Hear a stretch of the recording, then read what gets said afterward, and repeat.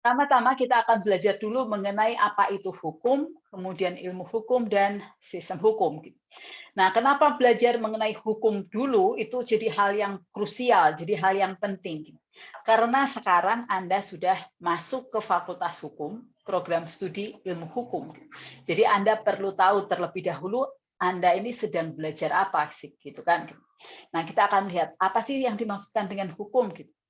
Nah, yang perlu Anda perhatikan yang pertama adalah kalau orang yang belajar mengenai hukum itu harus cermat, dia harus teliti gitu, menyangkut apa? Menyangkut konsep-konsep yang ada di hukum, menyangkut terminologi yang digunakan.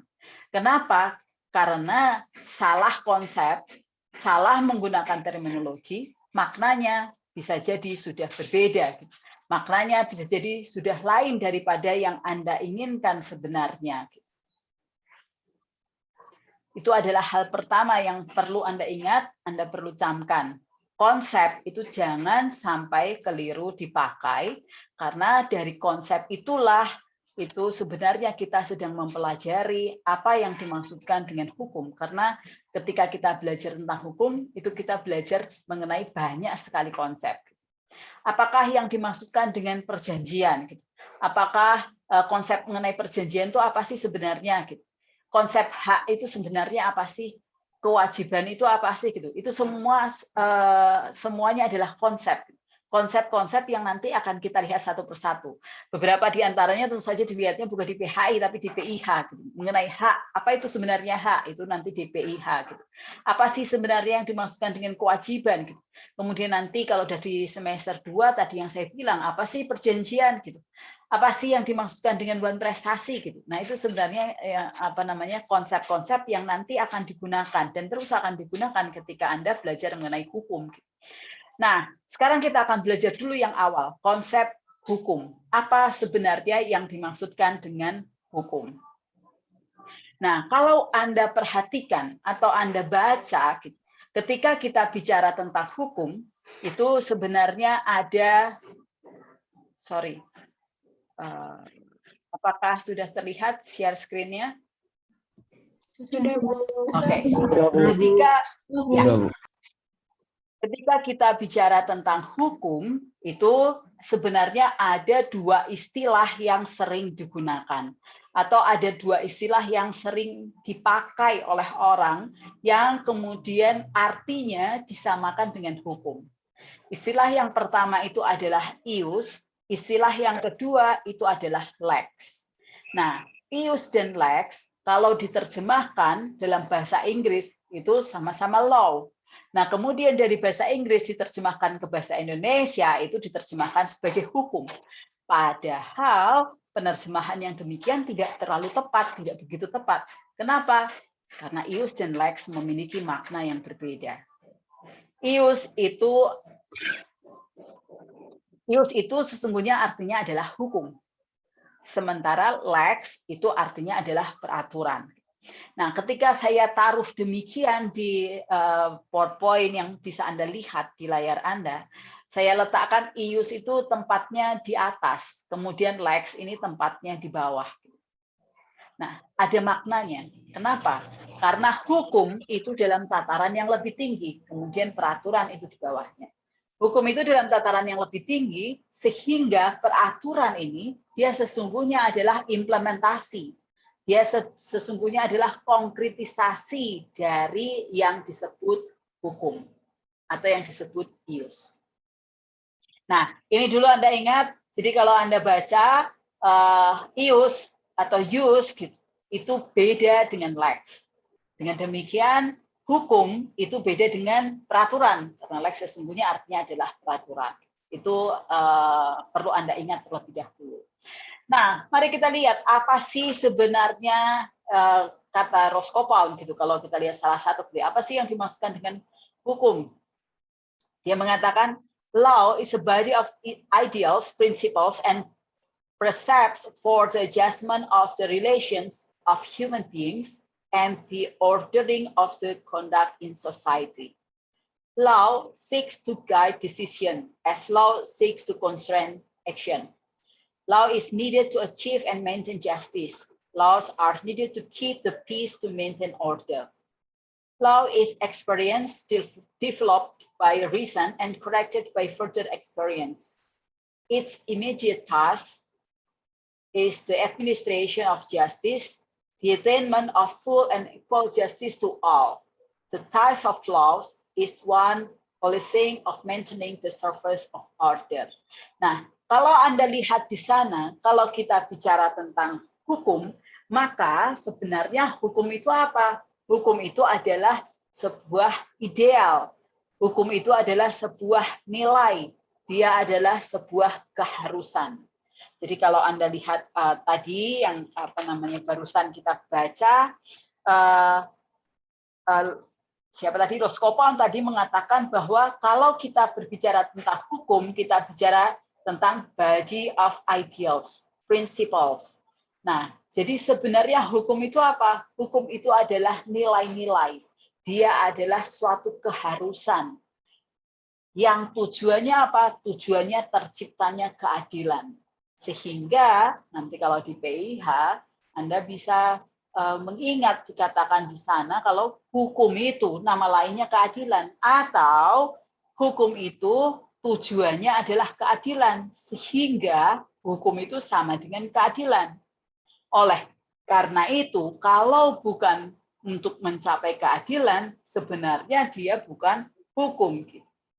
Nah, hukum yang digunakan untuk mencapai keadilan ini, tujuan akhirnya itu atau manfaatnya itu digunakan untuk penataan suatu masyarakat tertentu.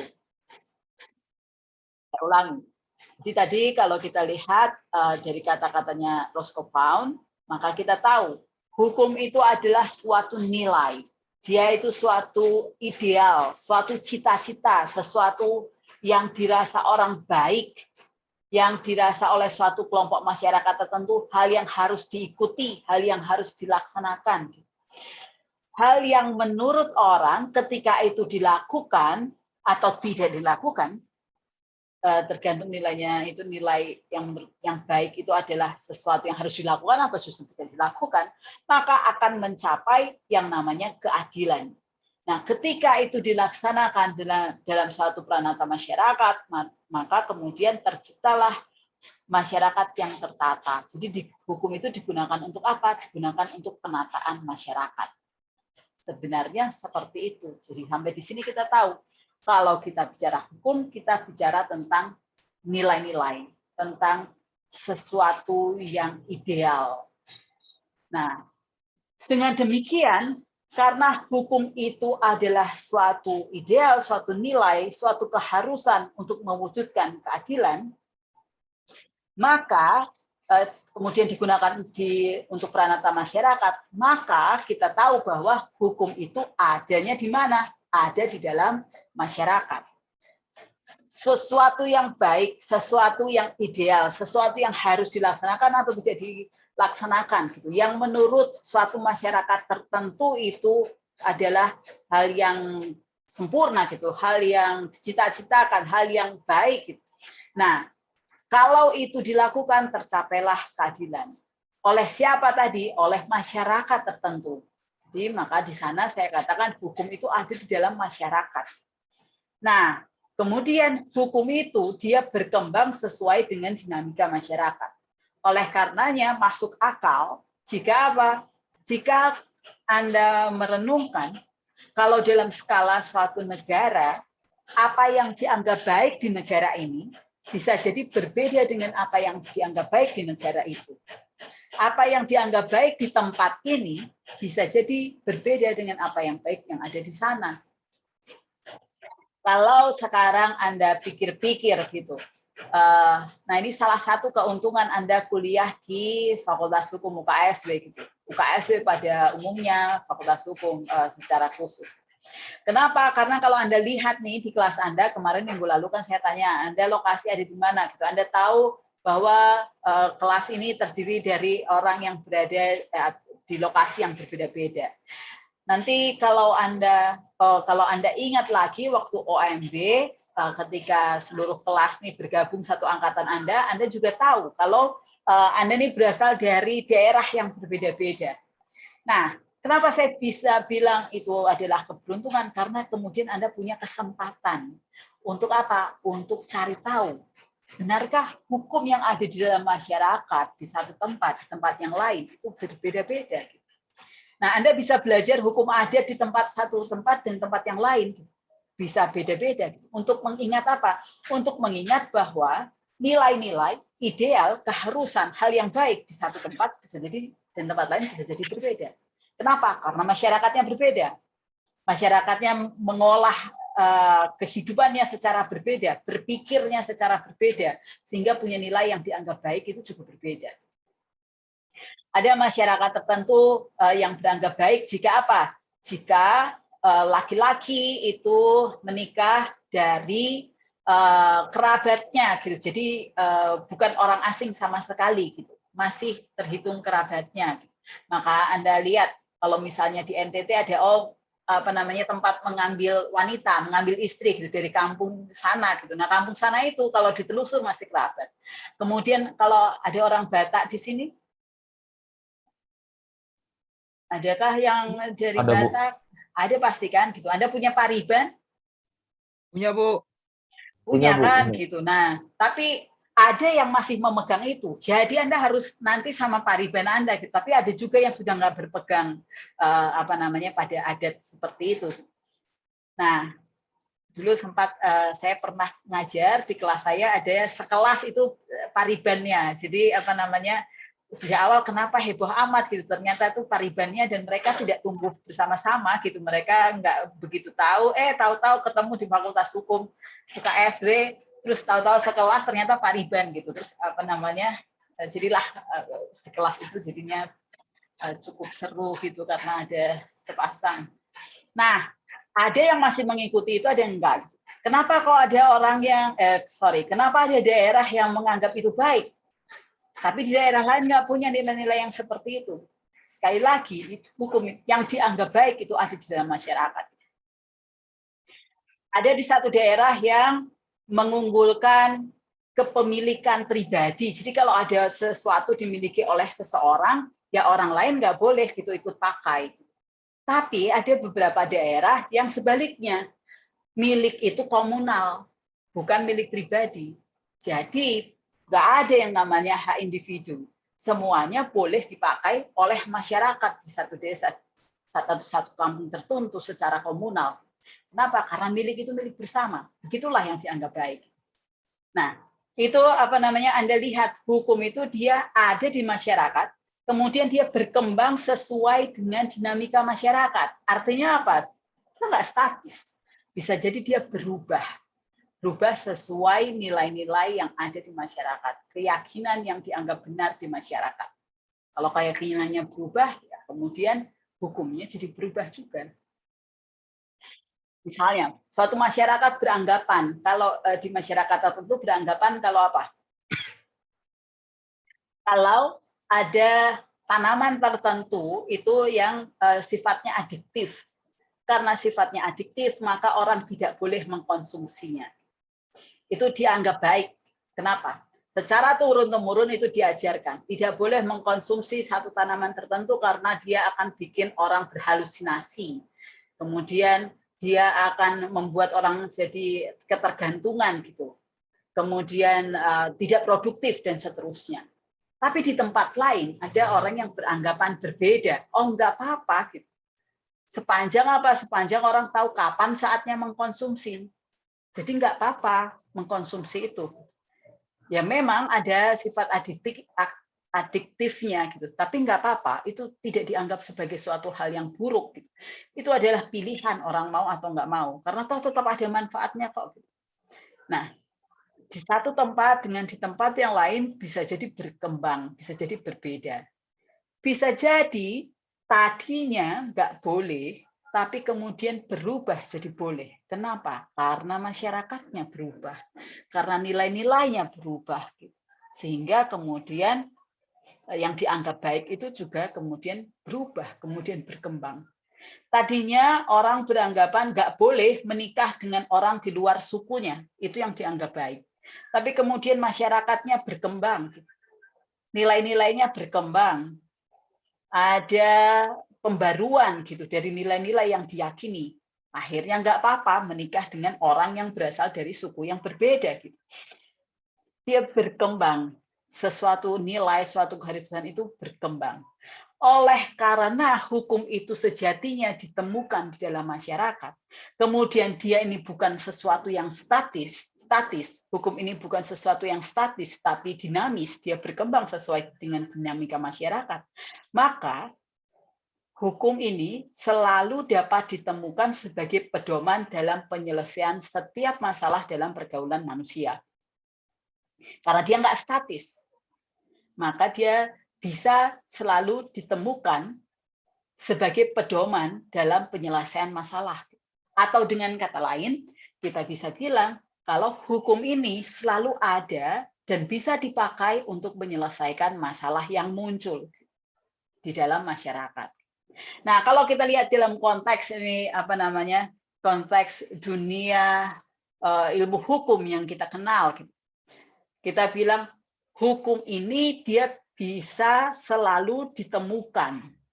Oleh karena dia bisa selalu ditemukan nilai-nilainya, maka dia selalu dapat digunakan sebagai pedoman dalam menyelesaikan masalah.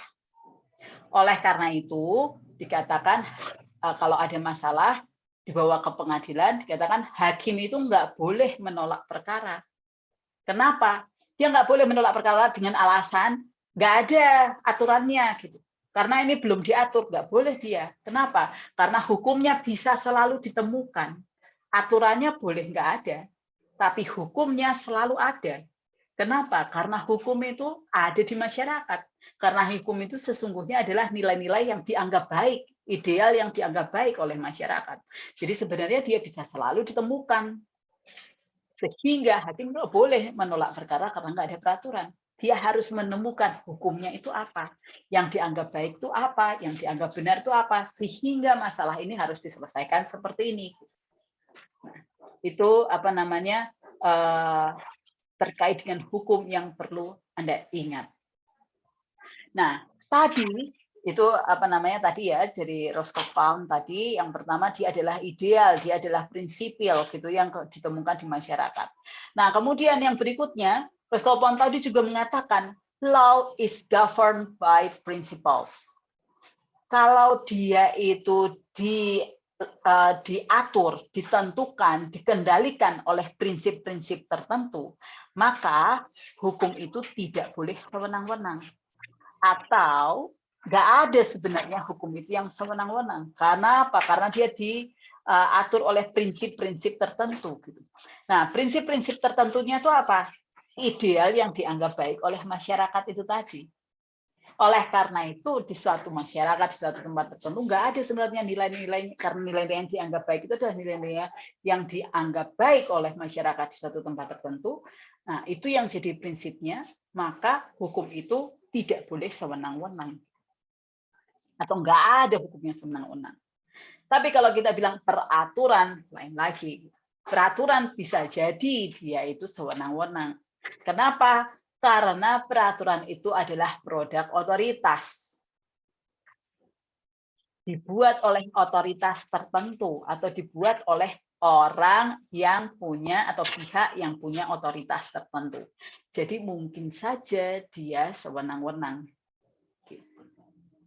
Nah, sampai di sini berarti Anda bisa melihat, sampai di sini berarti Anda bisa melihat bahwa kalau kita bicara hukum, tadi di atas hukum itu tidak sama dengan peraturan. Nah, peraturan itu ada di bawah hukum. Peraturan itu harusnya merupakan implementasi. Dia harusnya adalah penerapan dari apa? Dari hukumnya bicara apa.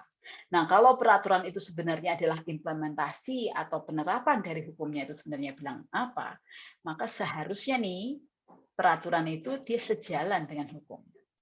Seharusnya nih peraturan ini tidak bertentangan dengan hukum. Karena peraturan ini adalah implementasi. Dia adalah konkretisasi dari apa? Dari hukum. Tadi hukum kita bilang, hukum itu adalah nilai, dia adalah sesuatu yang dianggap baik, sehingga sifatnya abstrak. Kalau sifatnya abstrak, orang akan susah mengikuti. orang harus menerjemahkan. Nah, kemudian dibuatlah peraturan sebagai konkretisasi. Nah, oleh karena itu idealnya peraturan ini tidak boleh bertentangan dengan dari hukum. Tapi peraturan ini dibuat oleh otoritas. Peraturan ini dibuat oleh pihak yang punya otoritas tertentu untuk membuat sebuah peraturan. Makanya kita nanti ada topik yang kita akan lihat ini ya, kekuasaan ketatanegaraan di dalam negara. Kemudian kita akan lihat apa namanya pembuatan hukum. Nah, jadi karena dia adalah produk otoritas, maka sangat mungkin peraturan itu sewenang-wenang.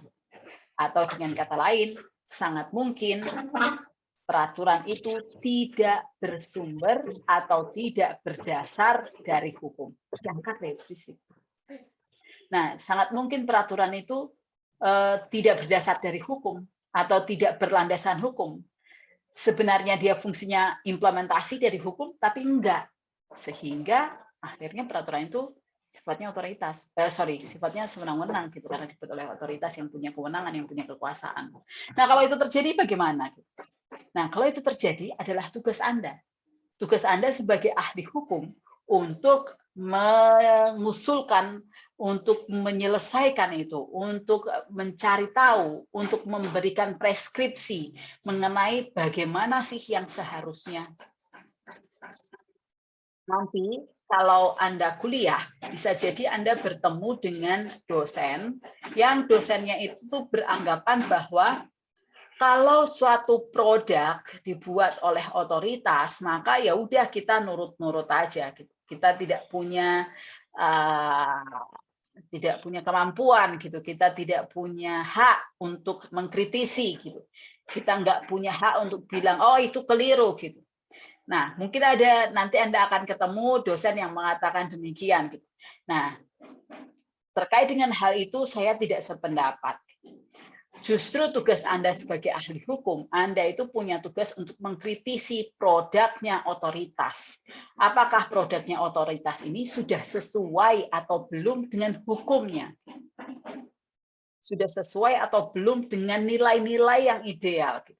Apakah produknya otoritas ini memang merupakan implementasi dari hukum, hal yang dianggap baik, hal yang dianggap benar oleh suatu masyarakat tertentu, atau keinginan dari otoritas itu sendiri. Misalnya, ada wacana presiden 3 periode. Nah, yang lalu presiden itu nggak ada maksimal periode. Kemudian ada perubahan Undang-Undang Dasar, lalu presiden itu diatur maksimal 2 periode. Nah, sekarang muncul nih wacana presiden 3 periode gitu. Ini baru wacana, belum jadi aturan. Nah, Anda memikirkan bukan berdasarkan Anda mendukung siapa, dulu pas pemilu Anda pilih siapa, tapi Anda memikirkannya apakah jika membuat aturan yang seperti itu sesuai nggak sih dengan nilai-nilai yang dianggap baik, yang dianggap benar oleh negara ini. Itu yang harus Anda pikirkan. Kalau misalnya ditetapkan balik lagi presiden tanpa periode, tanpa batas maksimal periode, atau kemudian keluarlah aturan presiden 3 periode, atau keluar aturan maksimal 4 periode berturut-turut gitu misalnya, atau berapapun gitu. Nah, itu adalah produk otoritas, tidak serta-merta produk otoritas. Tentu saja ketika itu menjadi suatu produk otoritas, Anda sebagai warga negara berkewajiban untuk mengikuti. Tapi tidak serta-merta itu menjadi kebenaran mutlak. Artinya apa? Artinya Anda bisa memikirkan, kemudian Anda bisa memberikan preskripsi bahwa aturan yang demikian tidak sesuai loh dengan nilai-nilai dan seterusnya. Atau contoh yang paling gampang nih, paling gampang Anda bayangkan. Anda tahu pernikahan di Indonesia itu diizinkan antara siapa dan siapa?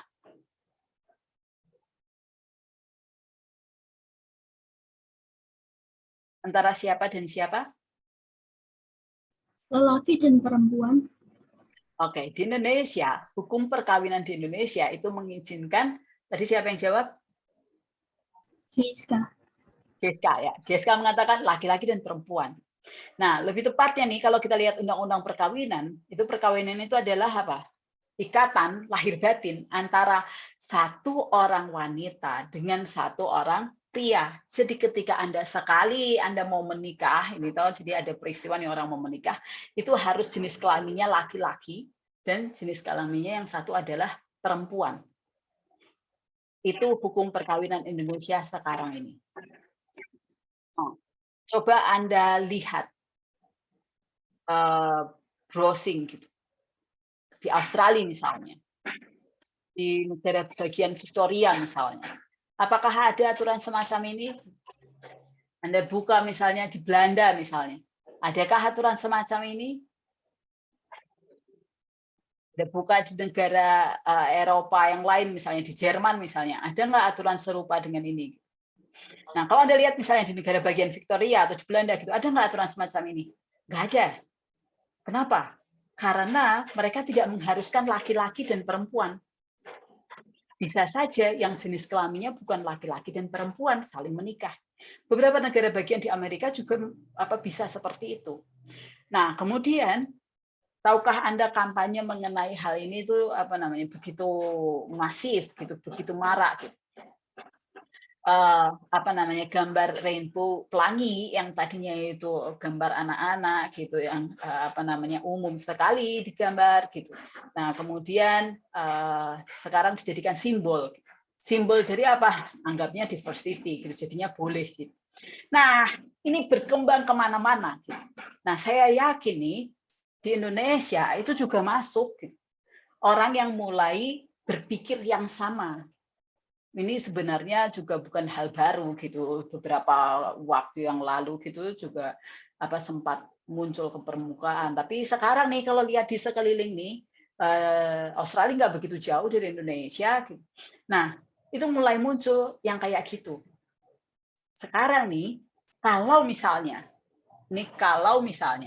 pemerintah otoritas negara ini, pemerintah mengatakan bahwa oh iya ya, ini kan hak asasi manusia. Nggak harus laki-laki dan perempuan dong. Bisa perempuan dan perempuan, bisa laki-laki dan laki-laki. Bisa yang tadinya laki-laki jadi perempuan dan laki-laki gitu. Kenapa? Karena ini adalah hak asasi manusia. Kita harus mengakui bahwa semua orang punya preferensi yang berbeda-beda. Jadi kita harus menganggapnya ini sebagai preferensi, pilih yang mana gitu, mau pilih yang ini atau yang itu. Dan itu adalah hak pribadi seseorang yang tidak boleh dicampuri oleh negara. Lalu kemudian mulailah wacana muncul, oke, kita akan rubah itu undang-undang perkawinan yang menentukan hanya bisa satu pria, satu laki-laki dan satu perempuan. Nah, menurut Anda betul atau enggak? Lalu kemudian kita berandai-andai nih, lahirlah itu produk peraturan perubahan undang-undang perkawinan. Pasal yang terkait dengan itu diganti. Apakah Anda kemudian menerima begitu saja karena itu adalah produk otoritas?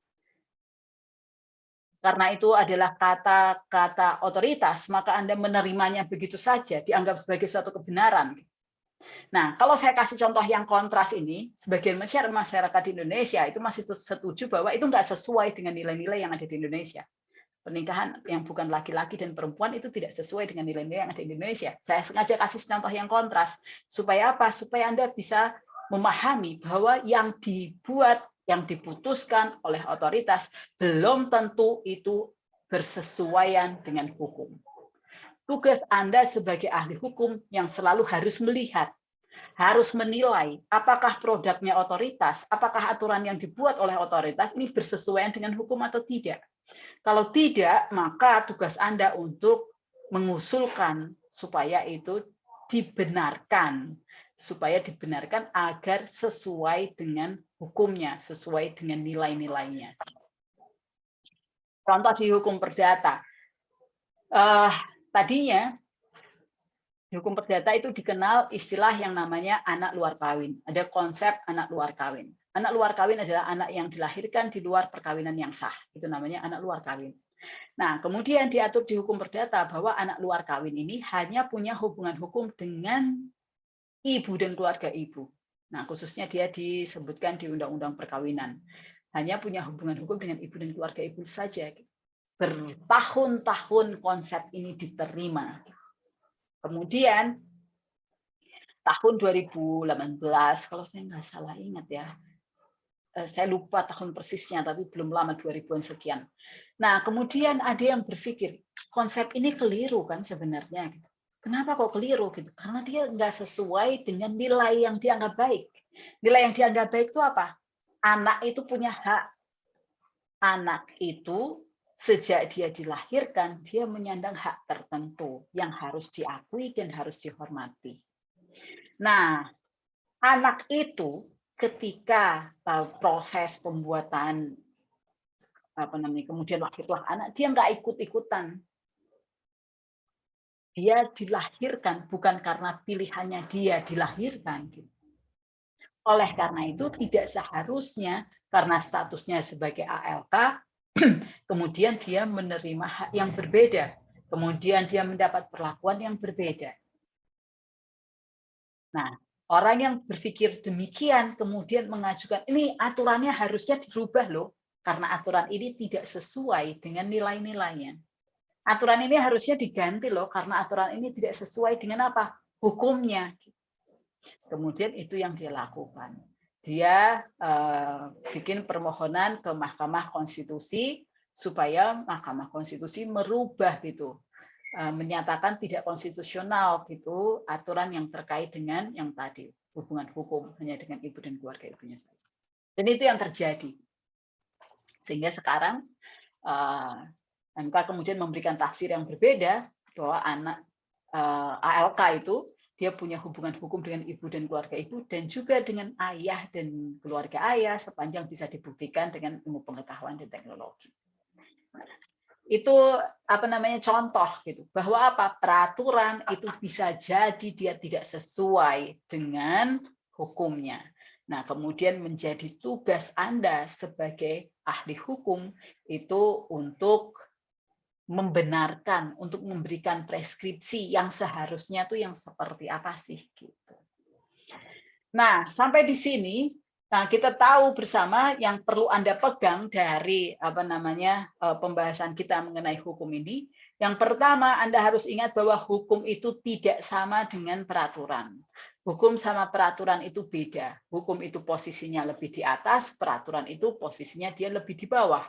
Karena hukum itu merupakan nilai-nilai ideal keharusan, sementara peraturan itu adalah manifestasi, implementasi, perwujud nyataan gitu. Sesuatu yang sifatnya lebih konkret daripada hukum. Dan peraturan itu idealnya dia itu dibuat berdasarkan hukum. Oleh karena itu, secara ideal seharusnya peraturan itu tidak boleh bertentangan dengan hukum. Jadi peraturan itu nggak boleh dia bertentangan dengan hukum karena dia dibuat berdasarkan hukum. Nah, apakah ada pertanyaan sejauh ini?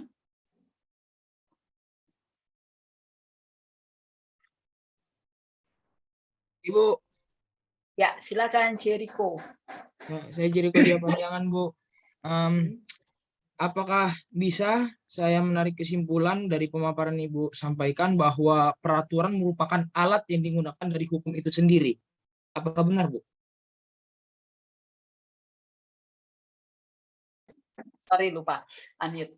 Kalau dalam Jericho, jadi kalau maksudnya alat, itu adalah alat untuk mencapai nilai-nilai atau ideal dari hukum itu sendiri, Anda bisa mengatakan demikian. Jadi hukum ini kan sifatnya abstrak, nilai-nilai, dia ada di atas gitu. Kemudian bagaimana ini supaya dia bisa tercapai nih, supaya kalau kita bilang nilai yang baik itu ketika tidak ada orang mencuri gitu. Nah, tidak ada orang mencurinya nih, mencuri di mana sih? Oh, diatur di macam-macam, bisa mencuri miliknya orang lain, mencuri miliknya negara, mencuri miliknya perusahaan misalnya, mencuri miliknya siapa gitu. Jadi nanti ini nilainya adalah mencuri itu nggak baik.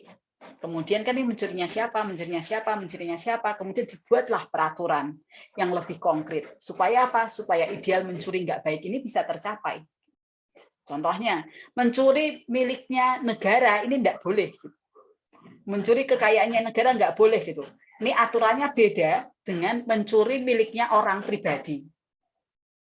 Nah, kemudian dia punya aturan sendiri kalau mencuri miliknya orang pribadi gini, mencuri miliknya negara gini. Korupsi nggak boleh gitu. Tapi kalau kita cari korupsi itu apa sih sebenarnya? Mengambil, memperkaya diri sendiri dari apa? Dari uangnya negara gitu. Jadi hakikatnya yang diambil apa toh? Uangnya negara. Orang mencuri gitu. Jadi idealnya apa? Nggak boleh mencuri. Nah, tapi saya bisa juga nih waktu Jericho tidur, kemudian saya masuk diam-diam, lalu HP-nya saya ambil, laptopnya saya ambil, mencuri juga. Mencuri milik pribadinya si Jericho gitu kan gitu. Nah, aturannya beda lagi. Aturannya bisa jadi beda. Jadi kalau mau Jericho bilang aturan ini berarti alat untuk mencapai tujuan, nah dalam pengertian seperti itu berarti bisa. Dia mengimplementasikan dari hukum, kemudian sebenarnya ya iya, dia dipakai sebagai sarana gitu untuk mencapai sesuatu yang ideal tadi. Terima kasih Jericho. Baik, terima kasih Bu. Ada yang Bu, lain? Ya, saya mau nanya. silakan. Mau minta kepastian aja sih Bu. Kalau misalnya Silakan. menyangkut hubungan tentang peraturan, berarti hukum itu ada sebagai standar agar peraturan itu layak dibuat untuk masyarakat, Bu. Ya, iya, betul begitu. El Shaddai Beril, panggilannya El Shaddai Beril. Oke. Nah, betul begitu Beril. Jadi hukum ini adalah apa ini? Standarnya. Ini cita-citanya, sesuatu yang ingin dicapai, karena ini adalah sesuatu yang baik, sesuatu yang dianggap benar. Nah, sehingga peraturan ini memang dia diadakan untuk apa? Supaya yang ideal ini bisa benar-benar terlaksana. Tadi misalnya contohnya tadi ya, jangan membunuh misalnya.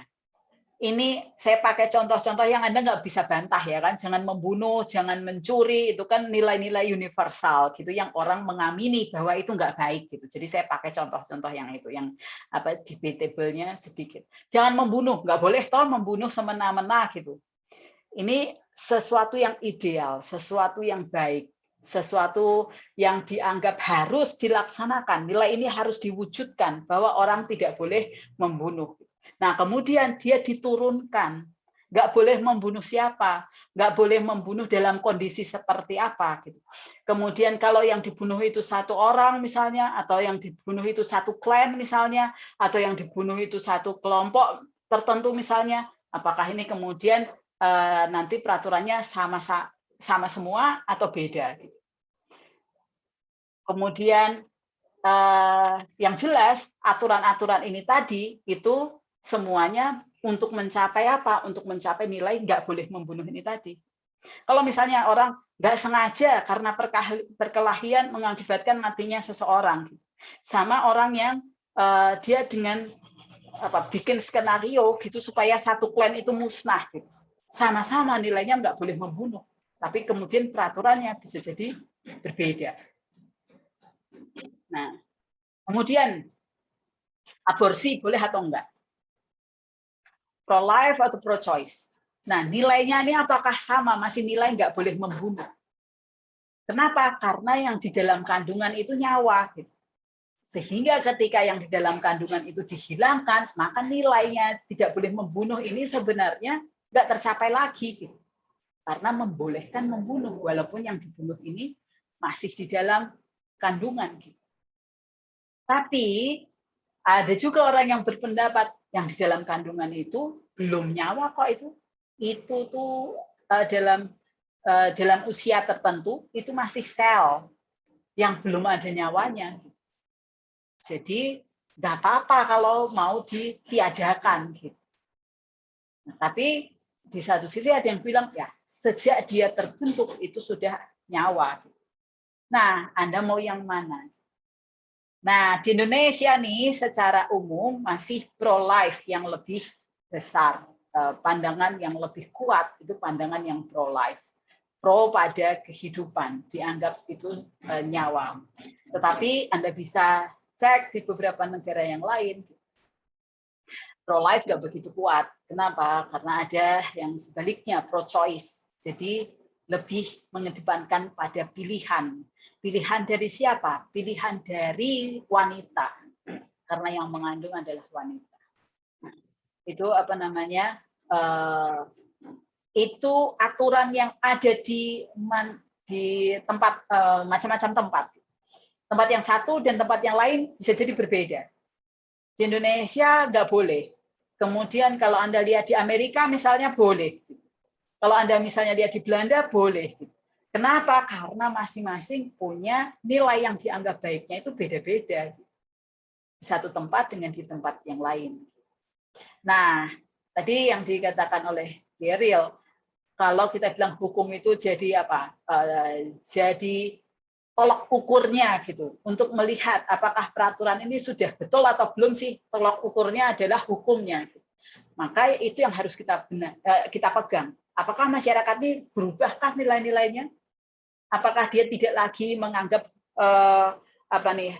hak hidup ini sedemikian tingginya misalnya, atau dia nggak menganggap lagi membunuh itu nggak boleh itu seketat itu gitu. Apakah sudah ada perubahan nilai? Nah, ini yang harus dilihat gitu. Kemudian yang harus dipegang, gitu. Yang harus dicari tahu gitu. Nah, tapi kalau kita lihat secara umum di Indonesia sampai saat ini itu belum berubah, sehingga masih peraturannya masih demikian. Tapi kalau khusus terkait dengan aborsi sebenarnya nggak sekuat dulu lagi. Sejak sekitar 1 dekade yang lalu itu nilai-nilai itu sudah turun, sudah sudah berkurang. Kenapa? Karena semakin menguat itu aktivis yang pro-choice. Nah, kalau Anda lihat di tingkat peraturan menteri itu ada peraturan menteri kesehatan itu yang membolehkan aborsi karena 2 alasan.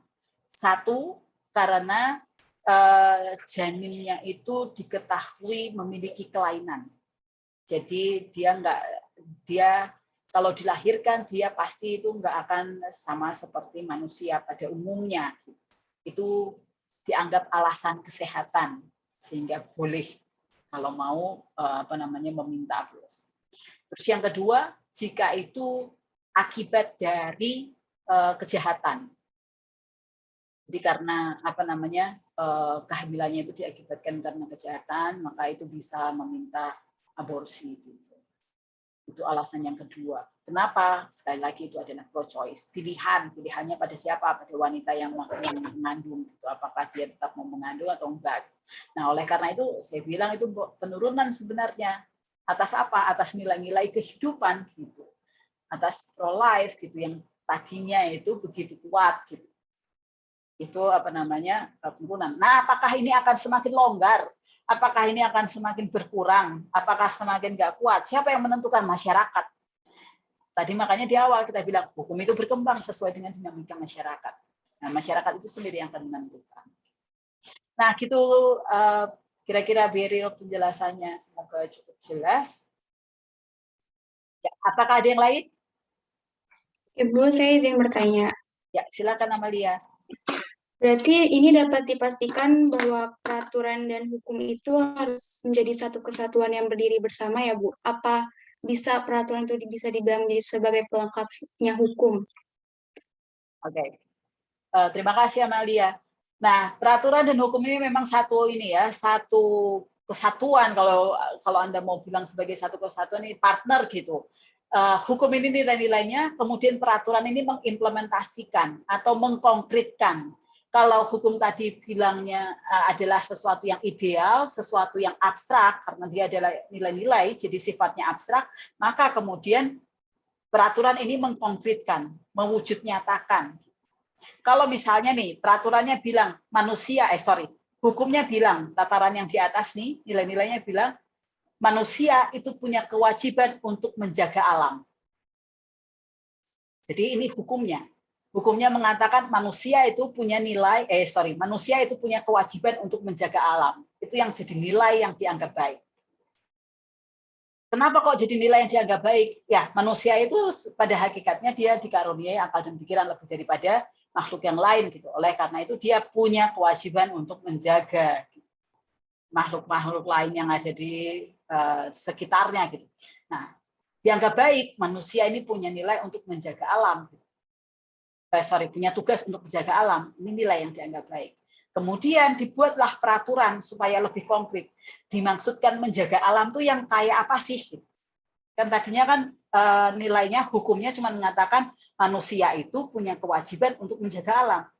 Tapi menjaga alam itu yang seperti apa toh? Apakah kalau saya pakai air saya nyalakan terus-menerus itu termasuk menjaga alam? apakah kalau saya buang sampah sembarangan itu termasuk menjaga alam atau nggak apa-apa gitu. Kalau yang saya buang itu sampah plastik itu nggak apa-apa, atau kalau yang saya buang sampah organik itu nggak apa-apa. Kalau saya punya pabrik gitu, pabriknya ini dia boleh nggak membuang limbahnya ke sungai. Nah, ini apa namanya, pertanyaan-pertanyaan ini dijawabnya lewat peraturan yang lebih konkret. Tujuannya apa? Untuk mencapai manusia itu punya tugas tadi apa? Menjaga alam. Contoh konkretnya misalnya peraturan, pabrik itu sebelum membuang limbahnya ke sungai, dia harus mengolahnya dulu menjadi limbah yang tidak berbahaya. Limbah yang sudah mampu kemudian diurai oleh alam. Itu bagian dari apa? Dari nilai-nilai manusia itu punya tugas untuk menjaga alam. Apakah cukup jelas, Amalia? Cukup jelas, Bu. Terima kasih. Oke, tadi Elizabeth angkat tangan. Baik, Bu. Iya, silakan. Di dalam hukum itu ada keharusan untuk mewujudkan keadilan ya, Bu. Terus bagaimana kalau misalnya hukumnya itu berbalik menjadi bumerang gitu, Bu? Bumerang bagi korbannya gitu. Oke. Ya, terima kasih Elizabeth. Kalau kita bicara gini, hukum itu, nilai-nilai yang ada itu untuk mencapai keadilan atau punya tujuan akhir untuk mencapai keadilan di masyarakat. Dengan kata lain, berarti keadilan ini tercipta jika apa? Jika nilai-nilai yang dianggap baik, jika nilai-nilai yang dianggap benar di masyarakat itu terwujud. Kalau misalnya tadi yang saya contohkan tadi, tidak boleh mencuri, tidak boleh membunuh, terus manusia itu punya tugas untuk menjaga alam gitu. Nah, jika itu terlaksana, jika itu terpenuhi, maka keadilan tercipta. Oleh karena itu kemudian di bawahnya ketika dia dikonkretisasi dalam bentuk peraturan, maka peraturannya itu harus memastikan untuk mencapai tadi hukumnya. Nah, dengan demikian peraturan ini ada untuk sebagai sarana apa? Mencapai keadilan kan? Karena kalau nilai-nilainya tadi terpenuhi, ada keadilan. Jadi peraturannya ini dipatuhi, maka keadilan akan tercapai. Kan logikanya demikian. Nah, tadi saya ditanya oleh Elizabeth, kalau justru hukumnya berbalik gitu, jadinya nggak adil gitu. Nah, mungkin yang dimaksudkan gini, misalnya ada peraturan, di peraturannya itu tidak berpihak, atau ada pihak yang berseteru gitu. Kemudian pihak yang berseteru ini sampai ke pengadilan misalnya. Lalu hakim memutuskan satu hal. Dia sampai pada satu keputusan. Nah, keputusan hakim ini, hakimnya mengatakan apa? Demi ketuhanan berdasarkan keadilan. Jadi hakimnya mengatakan putusannya dia ini putusan yang menurut dia adil, gitu kan? Tapi bisa jadi kan ada pihak yang merasa itu nggak adil. Contoh, ada seseorang nih bupati daerah tertentu gitu, dia terbukti secara sah dan meyakinkan mengambil uang negara besarnya dalam hitungan miliar gitu. Dia dihukumnya sekian tahun penjara. Kemudian ada mantan menteri nih, dia mengambil uang negara terbukti secara sah dan meyakinkan juga gitu. Hitungannya T, tapi dihukumnya sekian tahun penjara gitu. Nah, kalau Anda bandingkan, lah yang bupati ini ngambilnya M, dihukumnya sekian tahun. Nah, yang ini ngambilnya T, dihukumnya kok cuma sekian tahun gitu. Nggak adil kan gitu sepertinya gitu. Nah, yang seperti itu kita bilang nggak adil kan gitu. Kita bisa bilang iya, memang itu nggak adil kalau dibilang itu nggak adil. Tapi kalau kita kemudian dilihat di satu sidang pengadilannya tertentu, kemudian kita pelajari hukum jalannya persidangan, lalu kita baca putusannya, pertimbangan hakimnya sampai ketika dia sampai pada putusannya gitu. Nah, kita bisa mempelajari apakah hakimnya sudah mempertimbangkan dengan benar atau tidak. Kalau tidak, maka Anda bisa bilang yang kayak gitu itu nggak adil putusan yang seperti itu. Bukan semata-mata karena ini M 1 tahun, ini T setengah tahun misalnya, atau ini M 4 tahun, ini T kok cuma 1,5 tahun itu misalnya. Bukan semata-mata karena itunya, tapi karena apa? Karena ketika yang seperti itu dilakukan, lalu cita-cita untuk tidak mencuri ini sebagai suatu nilai, ini nggak tercapai. sehingga tidak mencapai keadilan. Nah, siapa yang berpikir mengenai itu? Siapa yang kemudian menyuarakan itu? Yang menyuarakan itu adalah Anda yang menjadi ahli hukum. Karena kenapa? Karena Anda lihat pada nilainya. Nah, kalau dilihat pada itu ya, dunia praktek, itu memang kita bisa kemudian menemukan banyak hal yang nampaknya kayak nggak adil, kok kejadiannya kalau kayak gini, itu kan nggak adil gitu. Nah, satu hal yang perlu Anda ingat ketika masih awal di sini, yang dipraktek itu bukan kebenaran. Belum tentu yang dipraktekkan itu adalah benar. Nanti kalau Anda ketemu oleh kakak angkatan Anda, atau oleh teman Anda, atau oleh orang lain yang sudah terjun ke dunia praktek, lalu mereka tuh seringkali ada gium yang dipakai itu, kalimat yang sering dipakai itu bilang gini, praktek itu beda sama ketika kuliah gitu. Yang di praktek itu beda gitu. Dunia praktek itu lain sama yang di kuliah. Nah, yang harus Anda pegang, harus Anda ingat dari sekarang adalah yang beda itu belum tentu benar. Yang dipraktekkan itu seringkali nggak benar. Nah, yang nggak benar itu harusnya yang kemudian disingkirkan, dikembalikan sesuai dengan jalan yang benar. Kalau Anda tahu harusnya nih hakim itu ketika membuat putusan dia harus melakukan pertimbangan, dia harus membuat pertimbangan. Nanti kalau Anda baca putusan pengadilan ada yang bagiannya itu pertimbangan hakim. Nah, di bagian pertimbangan hakim dia itu harusnya melakukan apa? Analisis. Kemudian dia melakukan penemuan hukum. Seharusnya kayak gini loh untuk mencapai hukumnya, maka saya harus memutuskan seperti ini. Nah, tapi coba Anda baca banyak putusan di Indonesia, seringkali pertimbangannya itu nggak ada. Cuma mengulang bunyi undang-undang saja. Padahal harusnya isinya bukan seperti itu. Anda bisa bandingkan dengan putusan pengadilan di negara lain. Atau kalau sama-sama di Indonesia, Anda bisa bandingkan dengan putusan hakim MK. Gitu. Putusannya bisa sekian puluh halaman gitu karena dia memberikan pertimbangan hukum yang rinci gitu. Kenapa dia sampai pada putusan tertentu gitu. Jadi belum tentu yang dipraktek itu benar. Nah, sekarang nih, kalau taruhlah ini udah benar hakimnya betul, tapi kalau pihak berperkara itu pasti ada dua pihak. Pihak yang menang sama pihak yang kalah.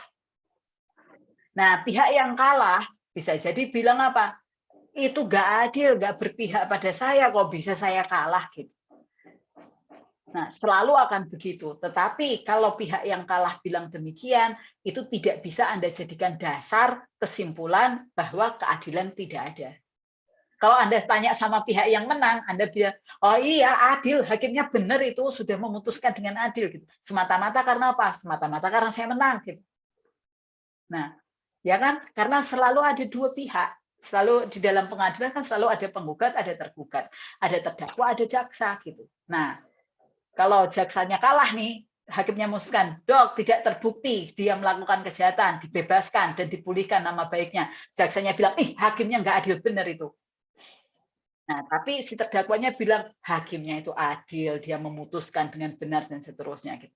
Nah, oleh karena itu Anda sebagai ahli hukum nanti kalau menilai bukan pada putusan akhirnya yang dilihat, tapi yang dilihat adalah pertimbangan hakimnya.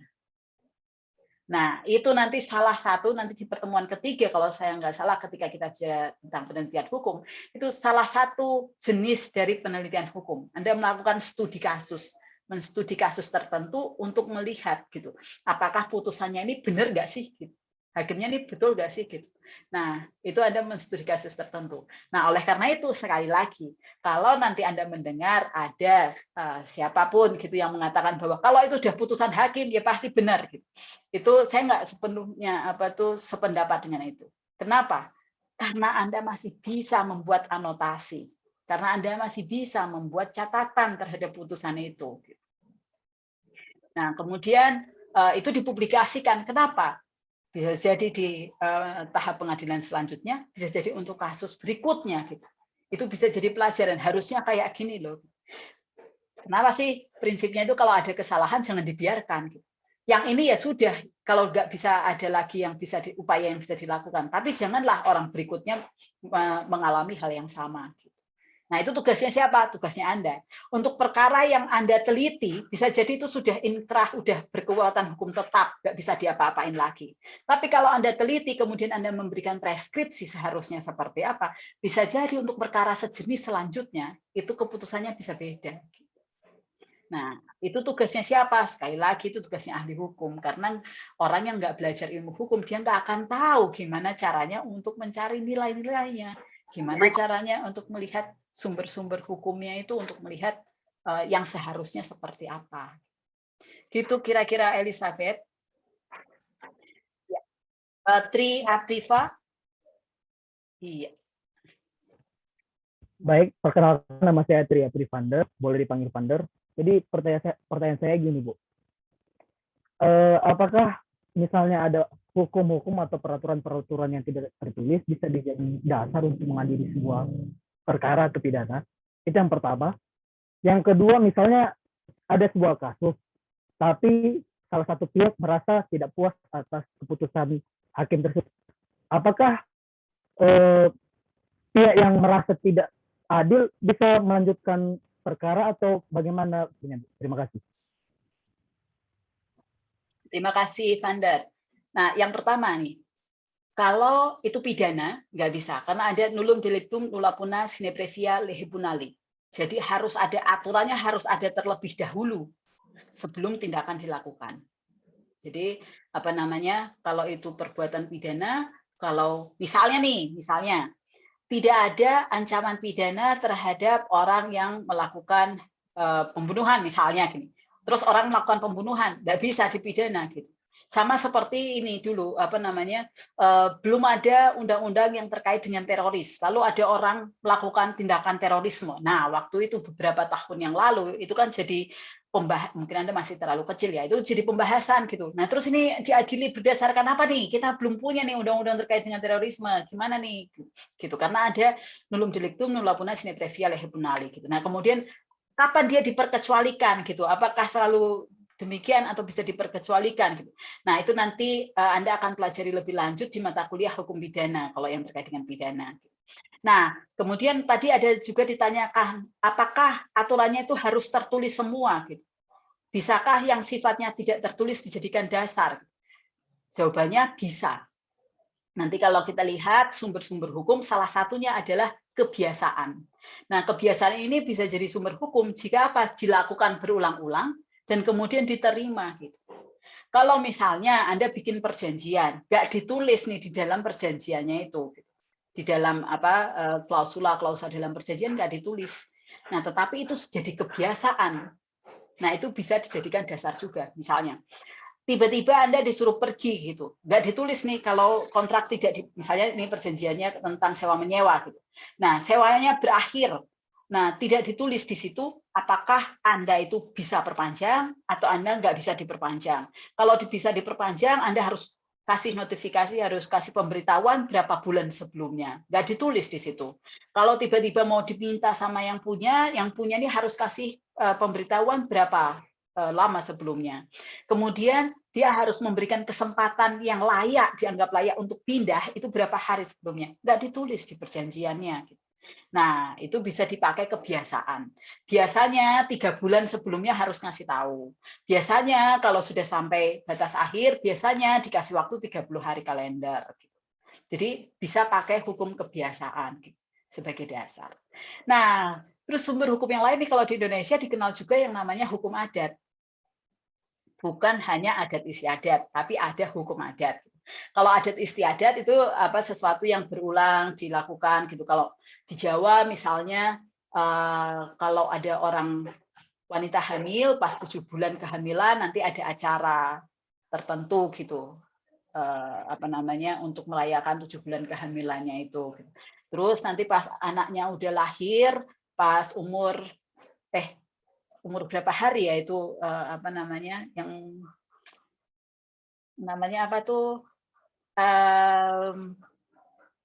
tali pusarnya lepas. Nah, tali pusarnya lepas, kemudian itu ada syukuran gitu, membagi dos atau kemudian mengundang orang untuk berdoa bersama gitu. Itu adat kebiasaan, nggak dilakukan nggak apa-apa. Dilakukan baik, nggak dilakukan nggak apa-apa. Nah, tetapi yang bisa dianggap sebagai hukum adat itu jika dia punya pemaksa, gitu. Jadi ada keharusan untuk melakukan. Kalau nggak dilakukan, kemudian ada akibat hukumnya di adat. Itu kemudian kita bilang hukum adat. Tertulis nggak? Biasanya enggak. Hukum adat biasanya nggak tertulis. Gitu. Nah, jadi tadi Vander kalau pertanyaannya apakah selalu tertulis? Enggak. Ada yang nggak tertulis gitu. Jadi memang hukum ini kompleks ya. Kalau tertulis semua kan kayaknya lebih real, lebih rigid gitu, lebih gampang diikuti gitu. Tapi nyatanya nggak semuanya itu tertulis gitu. Ada hal-hal yang tidak tertulis. Nah, kalau sampai ke pengadilan gimana? Kalau lihat di Undang-Undang Kehakiman, hakim itu punya kewajiban untuk memutus perkara, bukan hanya berdasarkan pada peraturan perundang-undangan, tapi juga berdasarkan kebiasaan dan juga hukum adat. Jadi hakim itu punya kewajiban. Jadi hakim itu nggak gampang, tapi bisa. Saya harapkan nanti di kelas ini ada yang jadi hakim ya, supaya pada generasi hakim itu dari alumni Fakultas Hukum UKSW itu terus berjalan gitu. Regenerasi hakim itu yang paling kecil dari seluruh profesi hukum yang ada. Advokat paling banyak, notaris kemudian, jaksa kemudian, nah hakim ini yang paling kecil gitu. Regenerasi tiap angkatan yang jadi hakim. Jadi tolong semoga di antara Anda ada yang berkeinginan jadi hakim nanti ya. Terus saya tolong dikasih tahu ya kalau misalnya Anda nantinya jadi hakim. Nah, dia punya kewajiban memutuskannya bukan cuma berdasarkan peraturan perundang-undangan, tapi juga berdasarkan hukum adat gitu, juga berdasarkan kebiasaan. Nah, terus tadi pertanyaan berikutnya, kalau misalnya nih orang nggak puas di tingkat peradilan tertentu, apa yang bisa dia lakukan? Dia bisa ajukan ke tingkat peradilan yang berikutnya. Kalau itu di pengadilan negeri, dia bisa ajukan ke pengadilan tinggi. Kalau dia sudah di pengadilan tinggi masih nggak puas juga, dia bisa naik lagi ke Mahkamah Agung. Sudah diputus oleh Mahkamah Agung masih nggak puas lagi, masih ada satu yang bisa dilakukan, peninjauan kembali. Kalau sudah sampai peninjauan kembali, tapi yang bisa masuk ke peninjauan kembali itu hanya jika ada bukti baru dia masuk ke PK. Kalau enggak, berarti enggak akan diterima PK-nya. Nah, kalau sudah di sana, sudah enggak ada upaya lagi yang bisa dilakukan. Terus, yang dihitung bukan skor kemenangan ya. Yang dihitung itu di tingkat pengadilan yang lebih tinggi. Jadi bukan skor kemenangan. Bukan dihitung, oh PN menang, PT kalah, MA menang, berarti menang karena 2/1. PK kalah, ya tetap kalah lagi. Jadi yang dihitung bukan skor kemenangan. Tapi tingkat yang lebih tinggi dia yang punya otoritas untuk menentukan putusan akhirnya. Kenapa? Karena tingkat yang lebih tinggi dia juga mempertimbangkan apakah tingkat pengadilan di bawahnya ini sudah benar atau belum gitu. Jadi hakim nih kalau dia sudah hakim di pengadilan tinggi pasti dia mengikuti berbagai macam tes dan juga pendidikan lagi setelah dia jadi hakim di tingkat pengadilan negeri. Jadi setelah pengadilan negeri nanti dia ikut tes di lingkup pengadilan sana, ikut pendidikan, kemudian dia baru bisa mutasi menjadi hakim di pengadilan tinggi. Nanti juga sama, ikut seleksi, tes lagi, pendidikan lagi, baru kemudian dia bisa masuk ke hakim di Mahkamah Agung. Karena nanti hakim di tingkat yang lebih tinggi, dia akan menilai apakah hakim di bawahnya ini sudah memutuskan dengan betul atau enggak. Kalau enggak, dia bisa membuat putusannya sendiri. Kalau betul, dia bisa bilang sependapat dengan pengadilan sebelumnya. Gitu. Dia bisa bilang gitu. Gitu ya, Vander. Nanti di mata kuliah hukum acara, baik hukum acara perdata, hukum acara pidana, hukum acara PT-UN, hukum acara MK, gitu, itu akan dibahas secara lebih mendalam. Gitu ya, Vander. Baik, terima kasih, Bu. Oke, Vincentia, nanti baru Jonathan ya. Iya, Bu. Saya Livia. Saya ingin bertanya. Tadi kan dikatakan di mana ada masyarakat, di situ ada hukum. Saya mau bertanya, misal di suatu daerah ada hukum atau adat yang tidak sesuai dengan peraturan atau hukum negara, mana yang akan didulukan? Hukum negaranya atau hukum adatnya? Terima kasih, Bu. Oke. Terima kasih, Livia. Mana yang akan didahulukan? Apakah adatnya atau hukum negaranya? Tergantung. Kalau itu terkait dengan hukum pribadi, maka yang akan didahulukan hukum adatnya. Jika masing-masing pihak ini kan di dalam satu daerah misalnya masing-masing pihak itu menerima gitu, hukum adatnya masih hidup, masing-masing terikat pada itu. Nah, Ketika kemudian diperhadapkan pada hukum negara, ini aturannya beda, mana yang didahulukan. Nah, kalau mereka masing-masing masih terikat pada hukum adatnya, ya hukum adatnya yang akan diikuti. Contoh, misalnya tadi ya terkait dengan kehidupan pribadi. Contohnya misalnya terkait dengan warisan. Hukum negara mengatakan pewarisan itu terjadi setelah meninggal dunia. Jadi setelah pewarisnya meninggal dunia, barulah terbuka pewarisan, barulah hartanya itu bisa dibagi. Terus besarnya berapa? Besarnya itu semua ahli waris punya bagian yang sama, punya besaran warisan yang sama. Laki-laki satu bagian, wanita satu bagian, anak pertama satu bagian, anak kedua, anak ketiga, keempat, dan seterusnya satu bagian. Besarannya sama, nggak melihat gender, tidak melihat pula urutan kelahiran. Nah, tapi di adat tertentu, di hukum adat tertentu bisa jadi berbeda. Pewarisannya bisa dibagikan sebelum sebelum pewarisnya meninggal dunia. Hartanya sudah bisa dibagi terlebih dahulu. Justru si pewaris ini pengennya membagi sebelum dia meninggal dunia, supaya dia bisa membagi, tahu beneran membaginya ini untuk ini untuk si ini untuk si ini. Gitu. Itu yang diikuti. Hukum adatnya masih hidup. Gitu. Nah, kemudian bisa juga kalau besaran warisannya itu nggak sama. Bukan gender, tapi berdasarkan urutan kelahiran. Anak pertama dapat paling banyak. Rumah ini selalu jatuhnya ke anak pertama. Kenapa? Karena rumah ini rumah turun-temurun. Jatuhnya ke anak pertama, nanti berikutnya nanti anak pertama lagi, berikutnya anak pertama lagi, dan seterusnya gitu misalnya. Atau misalnya gender, laki-laki itu dapat yang lebih banyak daripada wanita. Atau di hukum adat yang lain sebaliknya, wanita dapat lebih banyak daripada laki-laki. Nah, itu bisa dilakukan, boleh dilakukan. Gitu ya, Livia. Jonathan? Sebelumnya selamat siang, Bu. Terima kasih untuk waktunya. Saya izin bertanya. Di Indonesia ini kan ada hukum-hukum adat. Nah, di dalam hukum adat itu jika melanggar hak asasi manusia atau bertentangan dengan hukum nasional, bagaimana cara kita mencapai sebuah keadilan agar tidak adanya konflik antara masyarakat adat dan juga masyarakat biasa, Bu? Terima kasih. Terima kasih, Jonathan. Nah, memang nih kalau kita bicara tentang hukum adat, nggak akan ada habisnya di Indonesia. Kenapa? Karena hukum adat di Indonesia ini yang masih hidup ini masih cukup banyak. Walaupun jumlahnya berkurang gitu, tapi hukum adat yang masih hidup ini cukup banyak jumlahnya. Kemudian adakah konflik? Ya banyak, atau konflik hukum adat sama itu, betul yang dikatakan banyak. Nah, kalau hukum adatnya ini bertentangan dengan hukum nasional, terutama kalau terkait dengan hak asasi manusia, bagaimana? Nah, tadi ini terkait nih sama pertanyaannya Livia yang sebelumnya. Tadi saya katakan kalau terkait dengan hukum pribadi, dia bisa diikuti. Tapi kalau terkait dengan hukum publik, misalnya hak asasi manusia gitu, maka tidak boleh, hukum adatnya ini harus menyesuaikan. Dia harus menyesuaikan dengan nilai-nilai. Nah, prinsipnya seperti itu. Tetapi dalam implementasinya, dalam penerapannya seringkali nggak bisa langsung. Kenapa? Ini terkait dengan cara untuk menegakkan hukum nasional ini kepada masyarakat adat gitu. Nggak bisa langsung paksa gitu. Pendekatannya harus pelan-pelan.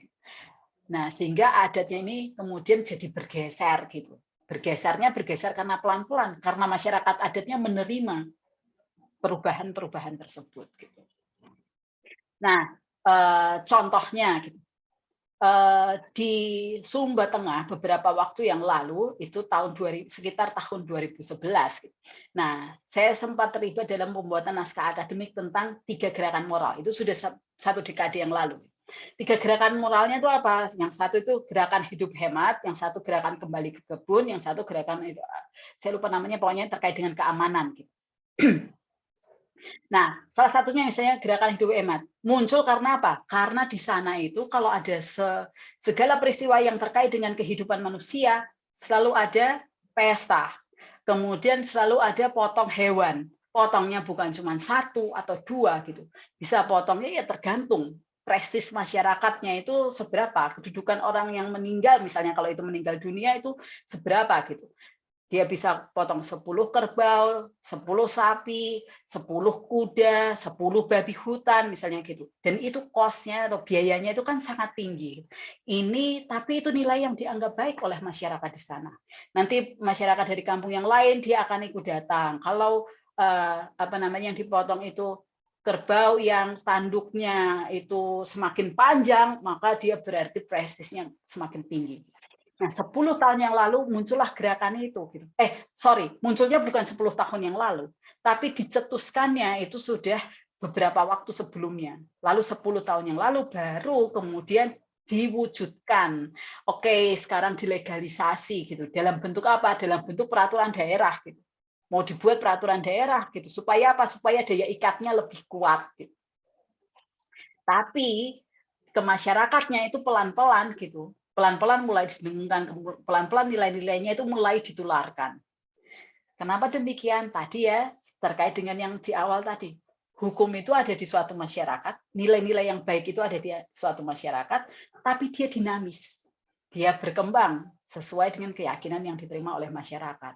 Sehingga kalau misalnya di satu masyarakat tertentu ada yang setiap kali berduka potong 1 ruas jari. Nah, nanti ada saudaranya lagi yang meninggal, potong lagi 1 ruas jari gitu. Nah, kemudian kita nih yang tidak tinggal di masyarakat adat seperti itu, kita bilang, ya ampun, kasihan banget kan, itu bertentangan dengan hak asasi manusia gitu, masa orang dipotong jarinya gitu. Tapi orang yang tinggal di masyarakat adat tertentu itu, dia nggak menganggap demikian, dia menganggap itu baik gitu. Dia menganggap begitulah nilai-nilai yang dia terima, ajaran yang dia terima. Tapi apakah itu bisa berubah? Ya bisa. Kenapa? Karena hukum yang tadi di masyarakat itu sifatnya apa? Dinamis.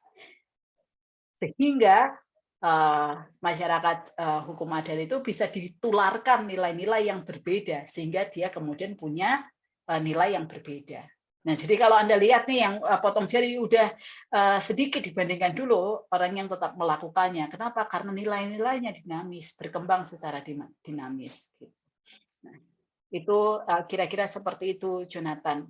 Nanti Terima kasih, Bu. ada mata kuliah hukum adat di semester 3 mungkin. Jadi nanti Anda akan pelajari lebih lanjut yang terkait hubungan hukum adat. Kita juga punya satu topik lagi nanti tentang hukum adat. Adat dan hukum adat juga terkait dengan kebiasaan-kebiasaan. Gitu ya, Jo. Terima Ya. kasih, Bu. Oke, apakah ada lagi yang ingin bertanya? Nah, kalau tidak ada, ini ada pertanyaan yang saya minta untuk Anda pikirkan. Hukum itu tidak sama dengan peraturan. Tadi kan kita sudah sudah membahasnya bahwa hukum itu dia tidak sama dengan peraturan. Kesimpulan akhirnya tadi seperti itu. Nah, sekarang saya minta Anda untuk menunjukkan bahwa pernyataan bahwa hukum tidak sama dengan peraturan itu konkret. Dia punya makna secara praktikal. Artinya dia memang benar-benar bisa dilaksanakan. Memang benar-benar secara nyata, memang iya hukum itu tidak sama dengan peraturan. Nah, saya minta Anda tunjukkan contohnya untuk menunjukkan bahwa hukum itu tidak sama dengan peraturan. Gitu. Nah, kelas ini akan saya bagi dalam breakout room. Sorry, Saya akan bagi dalam breakout room, kemudian saya akan memberikan waktu singkat saja 10 menit untuk Anda membicarakan di dalam kelompok masing-masing. Contohnya seperti apa, bahwa hukum itu tidak sama dengan peraturan. Nah, setelah ini akan Anda nampak di layar Anda, silahkan diterima breakout room-nya, kemudian silahkan dilakukan, nanti waktunya 10 menit saya akan tutup room-nya ya. Silahkan bergabung ke room masing-masing.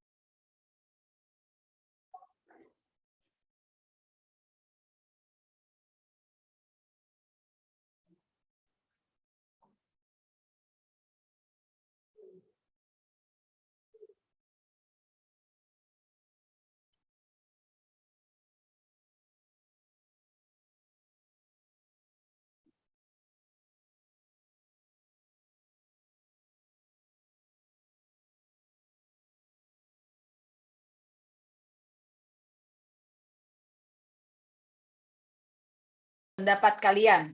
Jadi bagaimana hasil diskusi di kelompok tadi, kita akan mendengarkan beberapa orang untuk berbicara. Siapa yang mau mulai? Salsabila. Ya, silakan.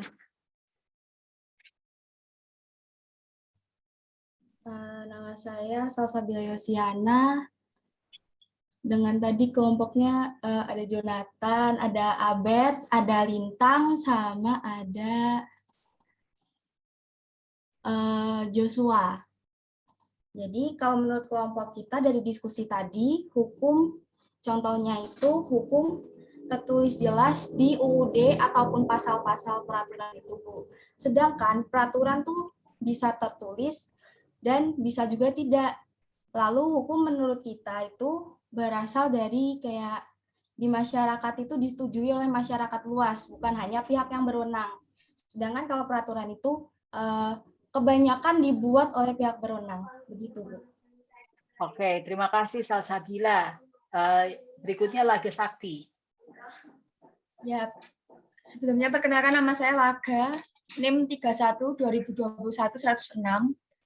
Untuk anggota kelompok kami tadi ada Raja, Rizka, Miri, dan Dewanto. Menurut kelompok kami, hukum itu dibuat oleh otoritas resmi dan jika melanggar bisa mendapatkan sanksi berupa pidana atau denda. Contohnya kasus korupsi. Kalau korupsi itu kan sudah diatur dalam pasal 2 ayat 1 Undang-Undang Tipikor. Selanjutnya untuk peraturan itu dibuat oleh organisasi tertentu untuk mengatur keseimbangan dan kesejahteraan pengikut organisasi. Misalnya OSIS. Di sekolah kan biasanya OSIS itu menggunakan ada peraturan yang mewajibkan seluruh siswa untuk menggunakan perlengkapan sekolah. Sekian dari kelompok kami, terima kasih. Oke, terima kasih Laga. Satu lagi ya Sonta, silakan. Baik, terima kasih Bu. Saya Yasonta dari Breakout Room 2 yang berisikan anggota Jonathan, Poniasti, dan Rini India. Di sini kelompok kami sudah berdiskusi mengenai definisi hukum, perbedaan hukum dan peraturan. Pengertian yang dapat disimpulkan dari hukum itu bersifat universal dan memiliki dasar ideal mereka yaitu keadilan. Sedangkan peraturan itu baru ada setelah hukum dibuat atau ditetapkan oleh otoritas yang berwenang. Jadi menurut kami hukum itu adalah landasan dasar dari peraturan yang dibuat itu sendiri. Terima kasih. Oke, terima kasih ya Sonta. Rahel. Selamat siang Ibu dan teman-teman. Perkenalkan nama saya Rahel Angelin Saragi dengan NIM 31-2021-08. Sesuai diskusi dari kelompok kami, kalau menurut kelompok kami, kita dapat lihat bahwa hukum itu tidak sama dengan peraturan. Kita dapat lihat contohnya, hakim tidak boleh menolak untuk mengadili kasus yang telah diberikan dengan alasan tidak ada peraturan, karena hakim punya tugas untuk menemukan hukumnya atas kasus tersebut. Oleh karena itu, hukum dan peraturan adalah hal yang berbeda, walaupun tidak ada peraturannya, tapi hukumnya selalu ada. Sekian dan terima kasih, Bu. Oke, terima kasih Rahel. Vander. Baik, terima kasih. Hasil diskusi kami tadi, Bu, kami kasih satu contoh kasus. Jadi, ada satu contoh kasus tindak pidana korupsi, yaitu bupati dari Banda Aceh gitu.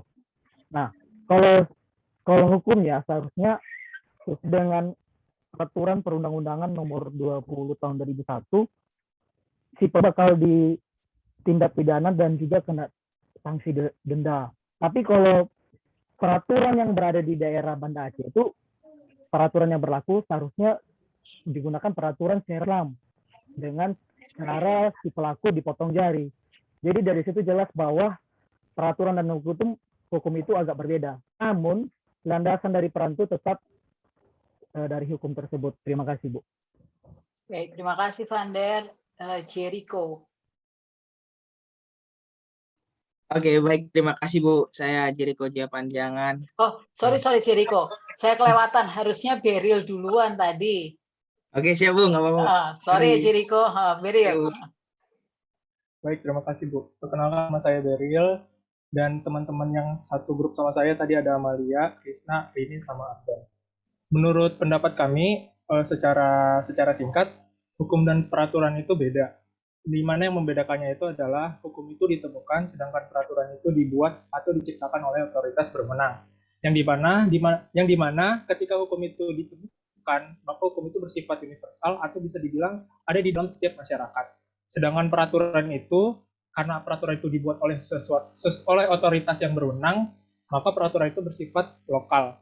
Yang dimana kalau misalnya kita mengambil contoh kasus di dalam hal ini, kita mengambil contoh kasus pembunuhan, di mana pembunuhan itu memang melanggar hukum, tetapi peraturan pemidanaan pembunuh itu di setiap negara itu berbeda-beda. Begitu, Bu. Terima kasih. Oke, terima kasih Beril. Jericho sekarang.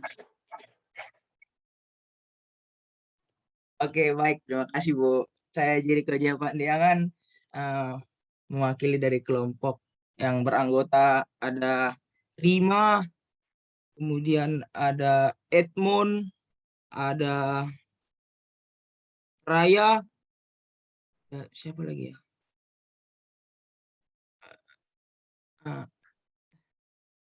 Lupa saya Bu, kawan saya Bu. Oke, nggak apa-apa. Lanjut dulu Jericho.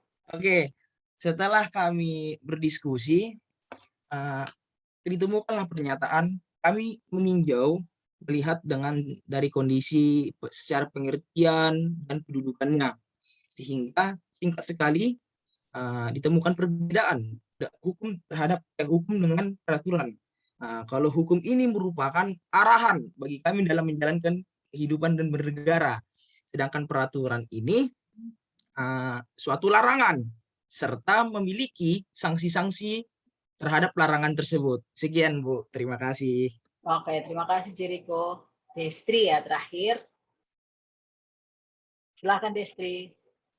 Selamat sore Bu, saya mewakili teman-teman saya atas nama Elpandri, Timotius, Yuda, Vincentia, dan saya sendiri. Di sini kami menemukan bahwa hukum dan peraturan itu berbeda karena hukum dibuat oleh pemerintah dan dijalankan secara resmi, bersifat memaksa atau harus dijalankan oleh masyarakat suatu daerah tertentu seperti negara Indonesia. Jika seseorang melanggar hukum, maka pelaku tersebut akan dikenai sanksi atau hukuman, dan seperti pidana atau denda. Kemudian peraturan, suatu aturan yang dibuat oleh suatu organisasi tertentu untuk mengatur keseimbangan dan kesejahteraan pengikut organisasi. Terima kasih. Oke, terima kasih ya Destri. Nah, terima kasih untuk semua kelompok nih, sepertinya ya sudah menyampaikan tadi hasil diskusinya masing-masing. Nah, secara umum karena kita nggak punya banyak waktu lagi nih, tadi pagi yang kuliah pagi saya kepotong waktunya habis. Oke, secara umum begini, kalau saya lihat itu ada beberapa kelompok yang sudah betul memahaminya, sudah betul memahami mengenai konsep yang sedang kita pelajari pada siang hari ini. Tapi ada beberapa kelompok yang belum betul gitu. Masih menggunakan konsep lama yang selama ini tertanam di dalam mungkin di dalam pikiran Anda gitu, karena bertahun-tahun sejak SD, SMP, SMA dikasih tahunya demikian gitu. Nah, yang hari ini atau siang ini coba kita pikirkan adalah apa sih sebenarnya hukum itu gitu. Dari kacamata orang yang sedang belajar ilmu hukum gitu. Nah, hukum itu apa tadi? Hukum itu adalah nilai, dia adalah ideal, dia adalah sesuatu yang dianggap baik. Ditemukannya di mana? Ditemukannya di masyarakat.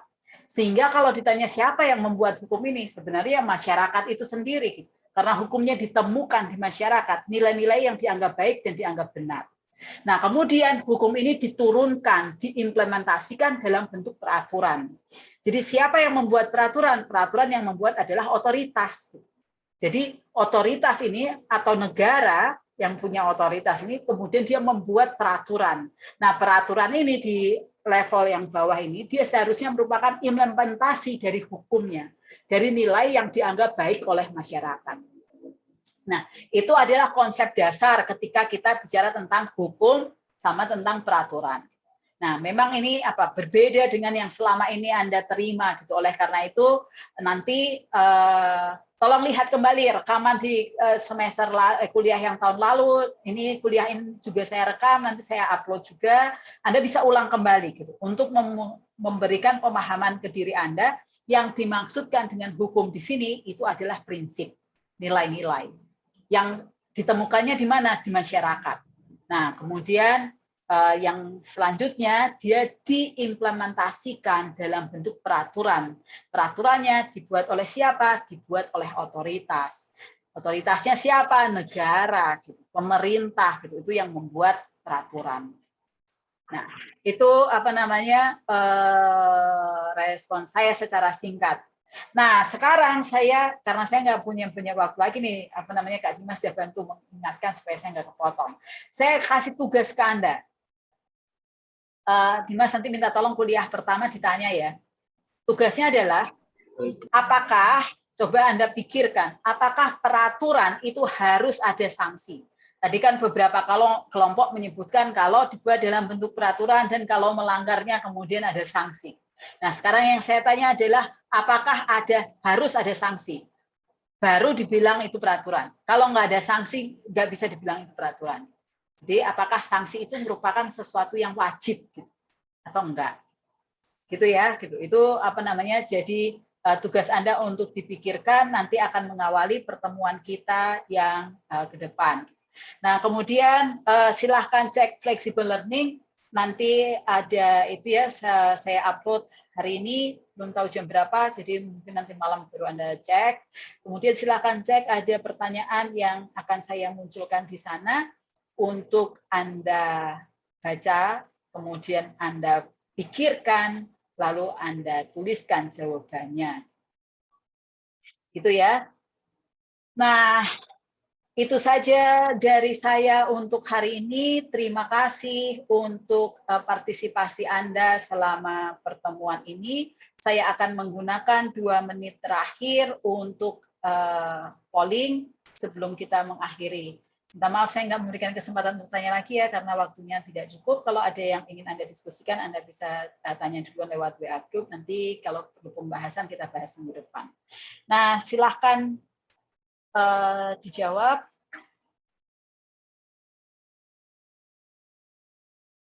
Oke, terima kasih untuk 30 orang yang sudah berpartisipasi. Kita tunggu 20 orang lagi.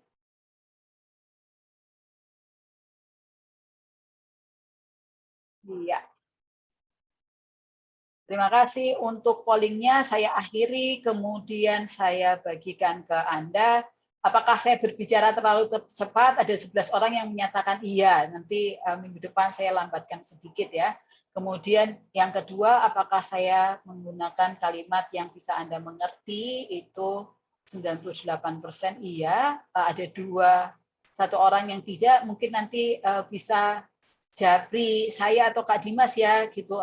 Apa namanya? Jika ada usulan gitu, hal-hal mana gitu yang bisa membuat Anda lebih mengerti gitu, atau istilah-istilah yang dipakai mungkin memang belum bisa dipahami, supaya kamu bisa membantu setidaknya mungkin Anda baca atau nonton apa atau baca apa gitu supaya bisa lebih mengikuti gitu ya. Terima kasih untuk hari ini dan selamat melanjutkan belajar. Sampai bertemu minggu depan. Semoga perkuliahan hari ini bermanfaat untuk kita semua. Selamat siang. Selamat sore. Selamat sore, Bu. Terima kasih banyak. Saya akhiri ya, soalnya Zoom-nya dipakai kelas lain lagi. Terima kasih semuanya. Ya.